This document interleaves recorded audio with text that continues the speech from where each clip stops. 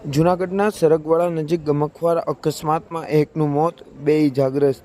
શનિવારની રાત્રિના 9:30-10 વાગ્યાના અરસામાં સરગવાડા નજીક રાત્રિના સમયે 2 બાઇક વચ્ચે ભયંકર અકસ્માત સર્જાયો હતો, જેમાં ઘટના સ્થળે જ દાતાર વિસ્તારમાં રહેતા 55 વર્ષીય સૈયદ ખાન ઉર્ફે શૈલેષ ખાન કરીમ ખાન પઠાણનું મોત નીપજ્યું છે.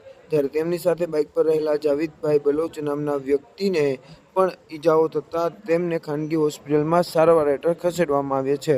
જ્યારે સામેની બાઇકમાં દોલતપુરા વિસ્તારમાં રહેતા જયદીપભાઈ મગનભાઈ સરવાણી પોતાની પત્ની સાથે જેતલસર તરફ જઈ રહ્યા હતા, ત્યારે જ આ અકસ્માત સર્જાયો હતો, જેમાં જયદીપભાઈ પણ ગંભીર રીતે ઈજાગ્રસ્ત થયા છે. તેને જૂનાગઢની સિવિલ હોસ્પિટલમાં ખસેડવામાં આવ્યા છે. સમગ્ર ઘટનાના પગલે પોલીસે ઘટના સ્થળે પહોંચીને વધુ તપાસ શરૂ કરી છે.